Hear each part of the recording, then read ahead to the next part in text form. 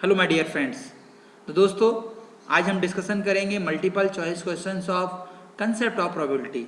This is module 5। दोस्तों, आज का वीडियो एग्जाम के पॉइंट ऑफ व्यू से काफ़ी इंपॉर्टेंट है। हमने टोटल 41 क्वेश्चन कवर किए हैं पूरे यूनिट से, और ये सारे क्वेश्चंस कहीं ना कहीं किसी न किसी यूनिवर्सिटी में आ चुके हैं।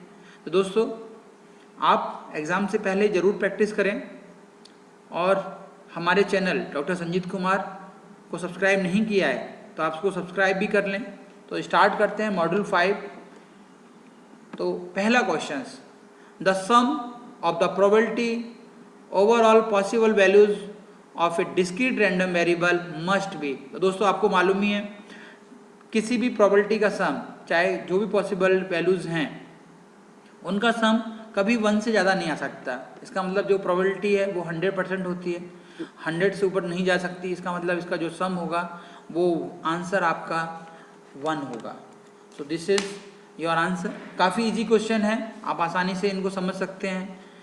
Next, if F x is probability density function, shortcut में इसको पीडीएफ बोलते हैं, कहीं कहीं ये पीडीएफ भी लिखा रहेगा, probability density function of a continuous random variable, then integral of -∞ to infinity F X D X is. तो अंडरस्टूड है, जब हम नॉर्मल डिस्ट्रीब्यूशन में हम जाएंगे तो वहाँ पर जो नॉर्मल कर्व बनता है -∞ से इन्फिनिटी, तो उस पूरे का एरिया हमेशा 1 से ज़्यादा हो नहीं सकता।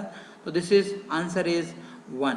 ओके दोस्तों, next is which one of the following is not a discrete distribution. Okay, तो आपको मालूम है दोस्तों, सबसे इजी आंसर है, आप समझ में आ गया होगा। This is the answer is normal distribution. तो बाइनोमियल और पॉइजन जो हैं वो दोनों आपके डिस्क्रीट हैं, और जो नहीं है वो है आपका नॉर्मल डिस्ट्रीब्यूशन। तो नॉर्मल और exponential distribution is called continuous distribution. Okay, so next is first movement about mean is always 0। ये स्टेटमेंट है, तो this is the answer always 0। तो answer is the first. Next, first movement about mean that is the μ1 dash. Okay दोस्तों, μ1 dash, तो this is the μ1 dash is always mean. Okay, so answer is m। तो confuse वाले answer होंगे, थोड़ा सा इनको समझना होगा कि कहीं m 2m, तो इनको आराम से देखिए, इनको समझिए। This is m। Expected value that is e of x of a discrete random variable is. तो आपको मालूम होना चाहिए कि जो expected value e of x is the xpx। आप कैलकुलेशन से उसको सॉल्व भी कर सकते हैं। तो this is the answer of xpx। तो इजीली आप निकाल भी सकते हो, ऐसा नहीं कि नहीं निकाल सकते। जैसे एक्सपेक्टेड हम बात करें, एक्सपेक्टेड ऑफ x है ना, सो summation of xpx। Okay, this is expected of x square is the summation of x square of px। so okay, so variance भी निकाल सकते हैं, that is the variance क्या होता है आपका e of x square minus of e of x square। okay दोस्तों, so this value is the μ2 minus μ1 dash square। so answer is xpx। if a and b are constant, x and y are random variable, then e of x, e that is the expected of ax plus by। तो ये linear property को fulfil करती है, तो that is the answer आपका जो होगा e of x plus b of e of y। Okay, linear property. तो आंसर आप समझ में आ गया होगा कि answer is the b। Then next is for two random variable, just इसी पर रिलेटेड ये क्वेश्चंस हैं। For two random variable capital x and capital y, expected value of ex is equal to 6 and expected value of e of y is equal to 3। तो जैसा भी अभी हमने बताया आपको कि ये लीनियर प्रॉपर्टी है, तो that is the answer is 6 plus 3 is equal to 9। Okay, so final answer is 9। This is C। Okay, so variance, shortcut में इसको VAR लिखते हैं, वेरिएंस।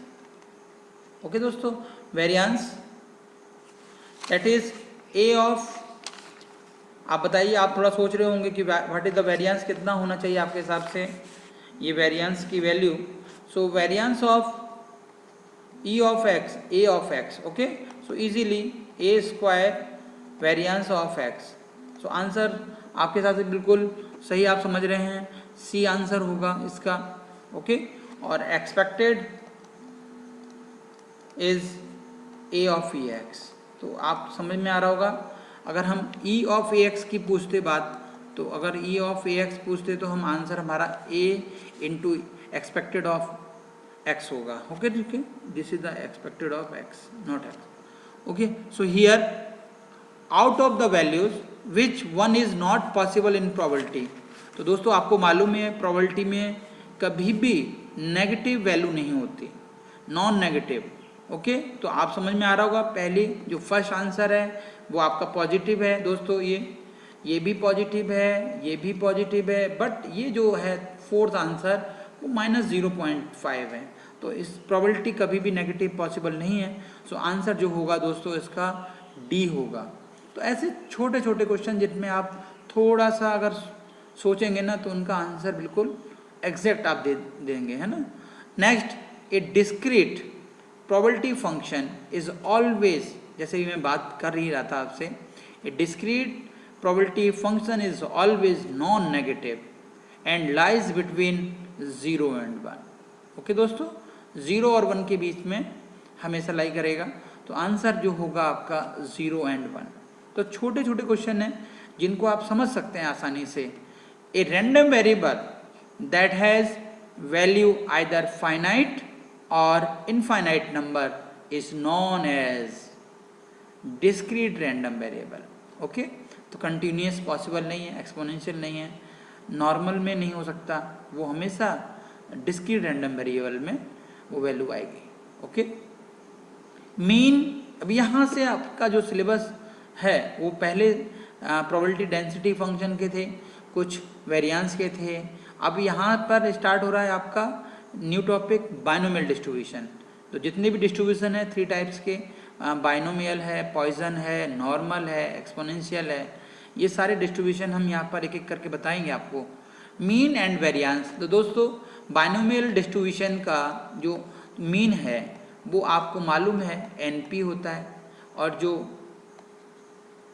वेरिएंस है, वेरिएंस जो है वो NPQ होगा दोस्तों, है ना। तो तीनों की याद रखने हैं आपको, बाइनोमियल, पॉइजन, नॉर्मल, इन तीनों के मीन और वेरिएंस आपको ध्यान से पढ़ के जाने हैं एग्जाम से। ऐसा हो नहीं सकता कि इनमें से क्वेश्चन ना आए, 200%, 200%।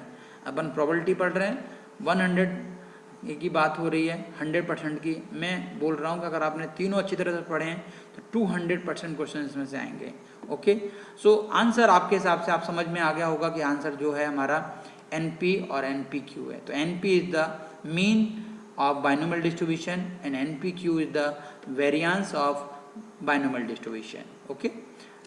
Probability density function of binomial distribution, तो दोस्तों इन बाइनोमियल डिस्ट्रीब्यूशन में आपको मालूम है P of x is equal to R, या आप शॉर्टकट में P ऑफ R भी लिखते हैं, तो इज इक्वल टू NCR, है ना दोस्तों, P power of R and Qn minus R. This is the P for R success and Q is the for N minus R, that is the failure, okay. So R success के लिए और N minus R, that is the failure, total R है। तो पहला जो answer है वो आपका बाइनोमियल डिस्ट्रीब्यूशन का प्रोबेबिलिटी डेंसिटी फंक्शन होगा। नेक्स्ट इज, अब प्रोबेबिलिटी डेंसिटी फंक्शन आपने देख लिया कि ये उसका बाइनोमियल का फॉर्मूला है, और अब इस पे जैसे जो क्वेश्चन बनेंगे, जैसे ये एक क्वेश्चन है, if 10% of the bolt produced by a machine are defective. तो दोस्तों मालूम है कि बाइनोमियल और पॉइजन और नॉर्मल तीनों में डिफरेंस क्या है। बाइनोमियल एक स्मॉल क्वांटिटी के लिए होता है, और लार्ज क्वांटिटी की बात करते हैं तो हम पॉइजन, और उससे भी लार्ज हो इन्फिनिटी के आसपास तो हम यूज़ करेंगे आपका नॉर्मल डिस्ट्रीब्यूशन। तो तीनों में थोड़ा सा समझना होगा, कभी कभी क्वेश्चन में बाइनोमियल मेंशन नहीं होगा, लेकिन उसके अमाउंट से जो वो पूछ रहा है तो वो जो नंबर हो एन है एन, तो एन जो नंबर है वो काफ़ी स्मॉल होगा, जैसे 10 वोल्ट्स है, रैंडमली चूज़ कर लिए। और पॉइजन की अगर बात करेंगे तो 200, 2000 है ना, तो इतने लार्ज नंबर होगा, नंबर ज़रूर लार्ज होगा पॉइजन में। और नॉर्मल में तो ज़्यादातर क्वेश्चनों में नॉर्मल लिखा ही रहता है ना, और वो इन्फिनिटी -इन्फिनिटी टू इन्फिनिटी के लिए रहेगा। So if 10% of the bolt produce by ये मशीन आर डिफेक्टिव, तो दोस्तों जो डिफेक्टिव है वो है हमारा 10%, इसका मतलब 10/100, that is the 1/10, this is the 0.1। और Q की जो वैल्यू होगी वो 1 - P होगी दोस्तों, 1 - 1/10 is equal to 9/10 is equal to 0.9। Okay, determine the probability that 1 bolt, तो आपको जो प्रोबेबिलिटी निकालनी है 1 वोल्ट की, विल बी डिफेक्टिव। आपके पास क्या है, n जो है वो 10 वोल्ट्स है, तो आप फॉर्मूला लगा देंगे n 10CR है ना, NCR, तो फॉर्मूला क्या है NCR P⁴R Q⁴n-R, तो 10C1 into what is the P, तो प्रोबेबिलिटी डिफेक्टिव है आपका 0.1, पावर ऑफ R की value 1, and R Q is the 0.9, power of n-R, that is the 10-1। तो आप इसको सिंप्लीफाई कर सकते हैं आसानी से, तो जो आपका आंसर होगा वो 0.3874। तो ऐसे करके आप ना सिंप्लीफाई, n पता कर लीजिए, p क्या है, q क्या है, ये तीन चीज़ें तो आपको यहाँ पर यूज़ होंगी, n, p और q, है ना। आप डायरेक्टली निकाल सकते हैं क्या पूछ रहा है वो। सो answer is the 0.3874। In A binomial distribution the mean and standard deviation, तो दोस्तों आपको मालूम है कि NP क्या है, NP है आपका गिवन है, mean and standard deviation are, NP आपका मीन है आपका, आप लिख सकते हो mean is equal to NP is equal to 12, and standard deviation तो आपका वेरिएंस जो होता है वो होता है सिग्मा स्क्वायर। ओके, अब सिग्मा स्क्वायर की वैल्यू जो है वो सिग्मा इज इक्वल टू 2 दिया हुआ है ना, तो सिग्मा स्क्वायर की वैल्यू जो होगी वो 4 होगी, ठीक है। तो then the value of NP, तो N और P की वैल्यू आपको फाइंड आउट करनी है दोस्तों, तो आप सिंप्लीफाई कर लीजिए, तो आप वेरिएंस क्या होता है NPQ होता है। ओके, तो NP आपको मालूम ही है कितना 12 है, और NPQ कितना हो जाएगा आपका 4 है, तो NP की वैल्यू यहाँ पुट कर दीजिए 14 is equal to Q, so Q की वैल्यू आ जाएगी 4/12, दैट इज द 1/3, और P क्या होता है 1 - Q है ना, तो 1 - 1/3, तो 2/3 आएगा है ना, P की तो P की वैल्यू 1/3, Q की वैल्यू 2/3, तो इन दोनों में से कोई एक आंसर होगा, अब तो कौन सा होगा, अब इसमें NPQ में रख दीजिए या NP में रख दीजिए, तो P की वैल्यू कितनी है आपकी 2/3 और इज इक्वल टू 12, तो 2n is equal to 12 into 3 36, तो n is equal to 36/2 is equal to 18। तो दोस्तों समझ में आ गया होगा आपको कि जो आंसर है हमारा B होगा, n की वैल्यू 18 होगी और P की वैल्यू 2/3 होगी। ओके, इफ़ ऐसे सेम जैसे भी हमने आपको किया, ऐसे same if mean and variance of binomial distribution are 4 and 2, then the probability, तो आप पहले NP की वैल्यू रख दीजिए 4 है, NPQ की वैल्यू कितनी है 2 है, यहाँ से n निकाल लीजिए, और आप probability for R is equal to 2 success के लिए फाइंड आउट कर लीजिए। तो ऐसे आप इजीली कैलकुलेट कर सकते हो, डायरेक्ट फॉर्मूला लगा दीजिए NCR P⁴R Q⁴n-R, तो n आप यहाँ से निकाल लीजिए, और आप P और Q, NP देखो 4 की value 2 NP is equal to 4, Q is equal to 2, तो Q इज इक्वल टू 2/4, तो Q की वैल्यू हाफ हो गई, P की वैल्यू भी हाफ हो जाएगी, तो NP n into P 1/2 is equal to 4, तो n इज इक्वल टू 8 आ जाएगा, n की वैल्यू 8, यहाँ पर सारी चीज़ें पता हो गई आपको, तो आप सब चीज़ें n, P और Q उठा करके फॉर्मूले में फिट कर दीजिए, तो जो आपका राइट आंसर होगा 0.1093। तो थोड़ी सी मेहनत करनी पड़ेगी कैलकुलेशन में, है ना। Next simple question, out of 800 families, जिसमें नंबर्स ऐसे रहते हैं ना, उसको कैपिटल N यूज़ कर लिया करो, 800 कैपिटल N है ना, विद 4 चिल्ड्रन, तो n is equal to 4 children each, how many families would be expected to 2 boys and 2 girls. दोस्तों 2 बॉयज़ एंड 2 गर्ल्स के लिए उन्होंने पूछा है, तो सबसे पहले मालूम है probability for boys and girl is equal, so p is equal to half and q is equal to half, तो बोथ आर इक्वल, तो n is equal to p। So आप इजीली p ऑफ r का formula लिखेंगे NCR p to power of r q to power of n minus r। अब आपके पास n है ना, ये सारी वैल्यू रख दें, और नंबर ऑफ एक्सपेक्टेड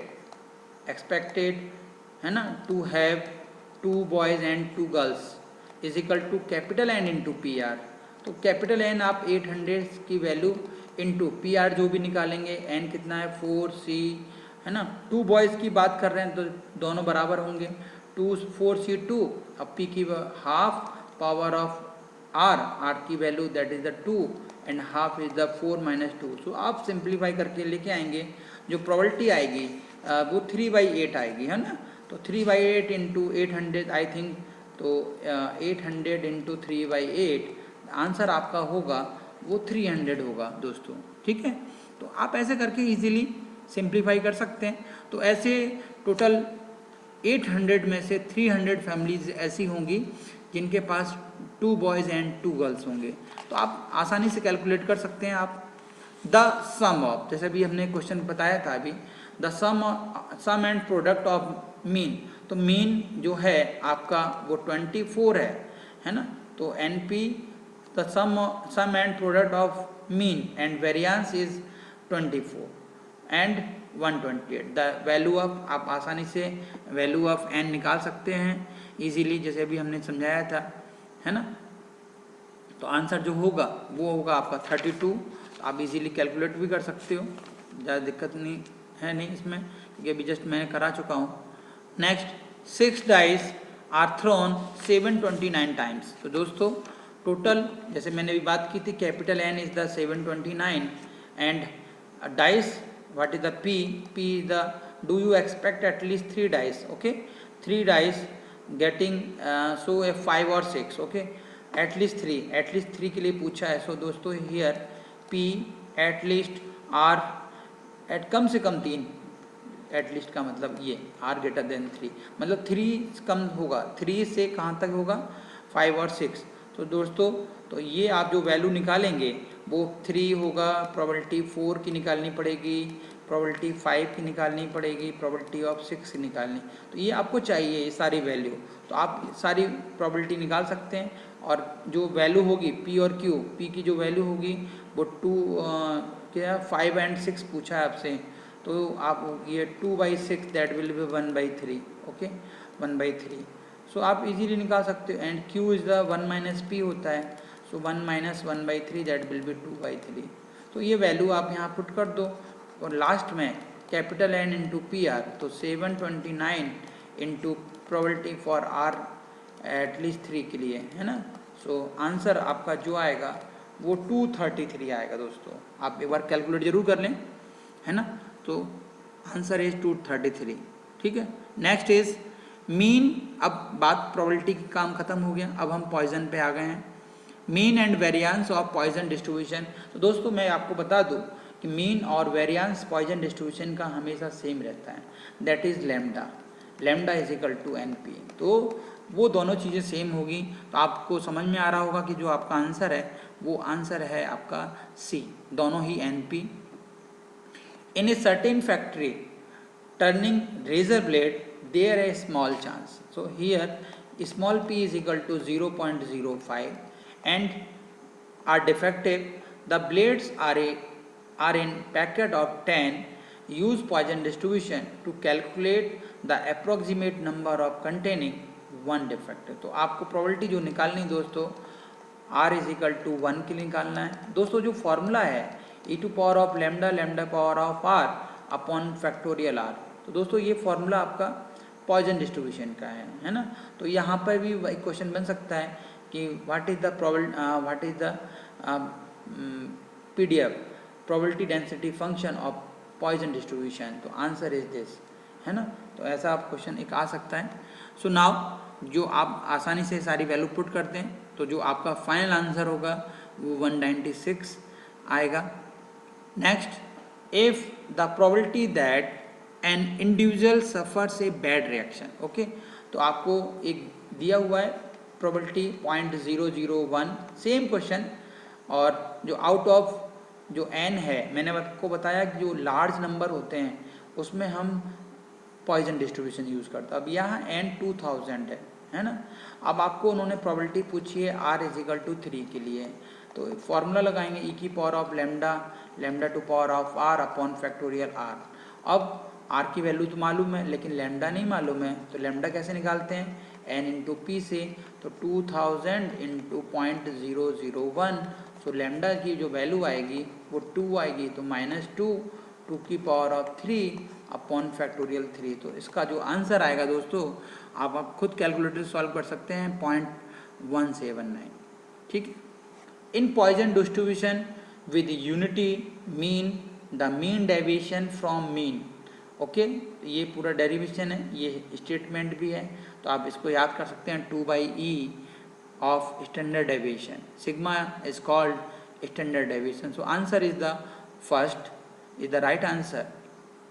जैसे मैं अभी बात ही कर रहा था आपसे कि probability density function of Poisson distribution, तो आप समझ में आ गया होगा आपको आंसर कि इसमें हमारा जो आंसर है वो आपका आंसर है second, probability for x = r = e to power of minus lambda, lambda to power of r upon factor. This is formula for Poisson distribution, okay। Next, find the probability that at most 5 defective fuses will be found, तो at most उन्होंने 5 अधिक से अधिक, मतलब ये है ना, तो यहाँ पर अधिक से अधिक का मतलब होता है at most कि 0 से 5 तक के सारे आएंगे, 1 2, ये probability आपको ना निकालनी पड़ेगी, 3 4 है ना, और ये 5, ओके दोस्तों। इन्होंने बोला है कि shows that experience shows that 2% of such fuses are defective, so cap small n जो है वो 200 है, स्मॉल p है जो वो 2% है, इसका मतलब 2/2 0.02, सो np lambda = np, तो 200 into 0.02, so answer is the 4, okay। so here तो आप फॉर्मूले में सारी चीज़ें रख दें, एनपी की वैल्यू मालूम पड़ गई, इसका मतलब लैम्डा मालूम पड़ गया, तो आप डायरेक्टली फॉर्मूला लगा दें इसमें, probability for Poisson distribution lambda to power of r upon factorial r, तो r = 0 1 2 3 4 5 सभी का सम कर लें, और जो आपका आंसर निकल के आएगा वो आएगा 0.7851। ऐसे ही अब नेक्स्ट टॉपिक है आपका नॉर्मल डिस्ट्रीब्यूशन। तो दोस्तों, mean and variance of normal distribution is, आपका जो आंसर होगा वो आपने देखा होगा, नॉर्मल डिस्ट्रीब्यूशन में जो मीन होता है वो हमेशा म्यू होगा, है ना, और जो आपका वेरिएंस होगा, वेरिएंस वो आपका सिग्मा स्क्वायर, मतलब सेम, ओके। तो this is called normal distribution. Next answer is the second, probability, ये हम बात ही कर रहे थे, प्रोबेबिलिटी डेंसिटी फंक्शन तीनों के याद रखने हैं आपको ऑफ नॉर्मल डिस्ट्रीब्यूशन। तो आप इसमें समझ में आ रहा होगा, ये फॉर्मूला है बाइनोमियल डिस्ट्रीब्यूशन का, ये जो फॉर्मूला है पॉइजन डिस्ट्रीब्यूशन का, ये जो फॉर्मूला है एक्सपोनेंशियल डिस्ट्रीब्यूशन का, और ये फॉर्मूला है वो है नॉर्मल डिस्ट्रीब्यूशन। ये 4 डिस्ट्रीब्यूशन है, इसलिए एक साथ हमने रख दिए डिस्ट्रीब्यूशन, ओके। सो आंसर है आपका 4th, ओके दोस्तों। For a standard normal variate, the value of standard deviation, तो आपको मालूम है कि जब हम स्टैंडर्ड नॉर्मल वेरिएट की बात हम करते हैं, जो मीन होता है वो हमेशा 0 होता है, और जो सिग्मा होता है वो हमेशा 1 होता है। तो 2 क्वेश्चन यहाँ से अराइज हो सकते हैं, तो आंसर इज 1। तो ऐसे करके हम इसमें एक क्वेश्चन और अराइज हो सकता है मीन का, उसको भी अपन ले लेते हैं। For a standard normal variate the value of mean is always 0, क्योंकि जो फॉर्मूला होता है आपका fx = 1 upon sigma √2 pi e to power of -12, so here this is e to power of -12, so here minus half, आप इसको x minus half x minus 0 upon sigma. So easily आप लिख सकते हो e to power of minus z square by 2, where x is equal to z is equal to x minus mu upon sigma, mu और sigma will be 0. So answer is the 0. Skewness of normal distribution is always negative. So answer is the negative. तो ये कुछ statement हैं, उनको आप ना remember कर सकते हैं। Which of the following probability density function is applicable to discrete random variable? तो दोस्तों जो ये गॉस डिस्ट्रीब्यूशन है, इसका जो सेकेंडरी नेम है वो है नॉर्मल डिस्ट्रीब्यूशन, तो आप इसमें कंफ्यूज मत होना। This is the secondary name is the normal distribution. Okay, normal distribution. तो Gaussian distribution, Poisson distribution, beta distribution है ना, and last is the exponential distribution. So answer is the Poisson distribution. Okay, the discrete random variable for Poisson distribution. Mean deviation about the mean of normal distribution, ये भी पूरा proof है, लेकिन आप directly read out कर सकते हैं 4/5 times of sigma. Okay, तो answer is the B. Odd order movement about the mean of normal distribution, odd order का मूवमेंट अबाउट द मीन आप निकालेंगे integration of minus infinity to infinity, है ना, x F x. ठीक है, तो इसका जो आंसर आएगा वो हमेशा 0 आएगा। आप चाहें तो करके भी देख सकते हैं उसको। इन नॉर्मल डिस्ट्रीब्यूशन, ये हमने आपको पहले बताया था कि minus infinity to infinity F X D X is always 1। पूरे कर्व की बात करेंगे, जब नॉर्मल हम कर्व निकालते हैं ऐसे नॉर्मल, ये this is the called normal curve. So minus infinity to infinity, तो पूरे का जो एरिया होगा वो हमेशा 1 होगा। तो आंसर आपका जो आएगा, और ये अबाउट द सिमेट्री होती है, जो 50% इधर एरिया होगा तो 50% एरिया इधर, जितना एरिया इधर होगा यहाँ पर सेंटर पे mu is equal to 0, here is the mu plus sigma, here mu plus sigma 2 sigma. Okay, just opposite इधर mu minus sigma, mu minus 2 sigma. Okay, so यहाँ जितना एरिया ये होगा उतना ही एरिया ये होगा। सो आंसर आपका इसमें जो होगा वो ऑलवेज 1 होगा। This is 1। And next is standard form of the normal curve. तो दोस्तों आपको अभी अभी जस्ट मैंने बताया ही था, जो स्टैंडर्ड फॉर्म है इसका वो है, आप समझ में आ गया होगा आपको। फर्स्ट जो अभी जस्ट मैंने बताया था, f x is the normal variate, जो finally 1 upon sigma under root 2 pi e to power of minus x square by 2, mu and sigma, mu is the 0 and sigma is the 1। So final and this called is the constant, so which is the term is the y naught. So answer is the first. तो कुछ confuse वाले भी answer होंगे, लेकिन इनको आपको समझना पड़ेगा कि आंसर है कौन सा। नेक्स्ट, तो ये आपका ये answer, final answer first. In normal distribution mean, median and mod at the origin हमेशा कौन साइड होंगे ये, है ना, सिमेट्रिक नहीं होंगे। ओरिजिन की बात कर रहे हैं, मीन, मीडियन और मॉड की बात हो रही है। अबाउट द मीन बोलते तो म्यू इज इक्वल टू 0 होता, लेकिन ये तीनों ही कौन साइड होंगे, तो आपका सही आंसर है वो सी होगा। Next, normal distribution is symmetric about, किसके अबाउट होता है, वो हमेशा मीन के अबाउट सिमेट्री। जैसे मैंने भी जस्ट बताया ही था कि जो नॉर्मल कर्व है वो हमेशा मीन जो होता है वो उसके सिमेट्री होगी, जितनी इधर उतना ही उधर, तो mean about the mean. Okay, so answer is the mean. Probability density function of a exponential distribution, तो मैंने अभी जस्ट आपको बताया था, this is the called the B D and this is called binomial, Poisson, and last answer is आपका ये। सो दोस्तों next is, तो दोस्तों इस तरह से ये सारे क्वेश्चंस थे। Okay, so thank you so much all of you.